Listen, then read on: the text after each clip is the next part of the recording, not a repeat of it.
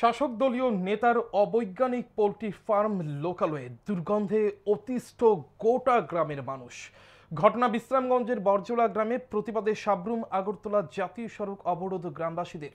মঙ্গলবার বিকেলের মধ্যে পোল্ট্রি ফার্ম বন্ধের আশ্বাস জেলা শাসকের। অবশেষে অবরোধ মুক্ত হয় জাতীয় সড়ক। বিশ্রামগঞ্জের বরজোড়া গ্রামে অবৈজ্ঞানিকভাবে পোল্ট্রি ফার্ম গড়েছেন শাসক দলীয় নেতা রতন দেবনাথ।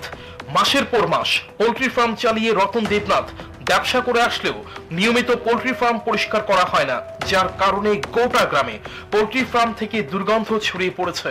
তার উপর বৃদ্ধি পেয়েছে মশা মাছির উপদ্রব। এলাকাবাসীরা এই নিয়ে একাধিকবার পোল্ট্রি ফার্মের মালিককে অবগত করেন, কিন্তু কাজের কাজ কিছুই হয়নি। অবগত করা হয়েছে প্রশাসনিক আধিকারিকদেরও, তাতেও কাজের কাজ কিছুই হয়নি। শুধুই মিলেছে আশ্বাস। বর্তমানে গ্রামবাসীদের বাড়িঘরে থাকা দায়ী হয়ে দাঁড়িয়েছে। এই অবস্থায় গ্রামবাসীরা মঙ্গলবার সকাল থেকে বিশ্রামগঞ্জের ছেচুরিমাই এলাকায় সাবরুম আগরতলা জাতীয় সড়ক অবরোধে সামিল হয়। এলাকাবাসীরা জানান, ফার্মের মালিককে একাধিকবার জানানো হয়েছে, একাধিকবার সময়ও দেওয়া হয়েছে, কিন্তু কোনো কাজ হয়নি। এলাকায় বৃদ্ধি পেয়েছে মশা মাছির উপদ্রব, যার কারণে বাড়ি ঘরে থাকা যাচ্ছে না। ওনাদের দাবি, পোল্ট্রি ফার্ম বন্ধ করতে হবে।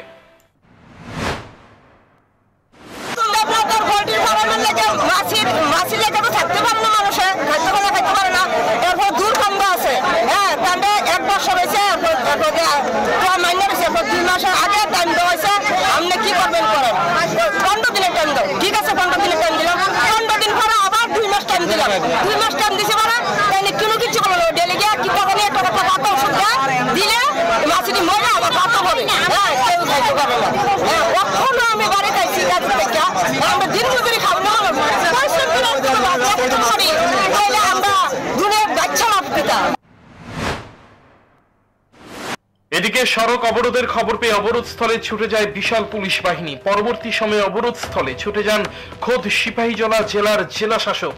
তিনি কথা বলেন সড়ক অবরোধকারীদের সাথে। জেলা শাসক আশ্বাস দেন, মঙ্গলবার বিকেলের মধ্যে রতন দেবনাথের পোল্ট্রি ফার্ম বন্ধ করে দেওয়া হবে। সংবাদ মাধ্যমের মুখোমুখি হয়ে জেলা শাসক জানান, রতন দেবনাথের পোল্ট্রি ফার্ম পূর্বেও একবার প্রশাসনিক আধিকারিকরা পরিদর্শন করেছে। সেই সময় রতন দেবনাথকে সতর্ক করে দেওয়া হয়েছিল।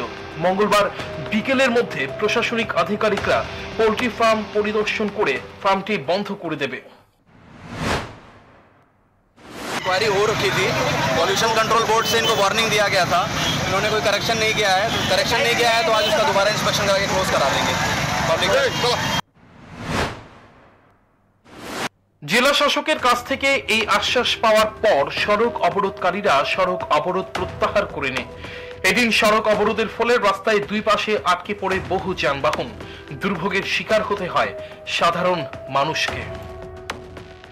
Report news today.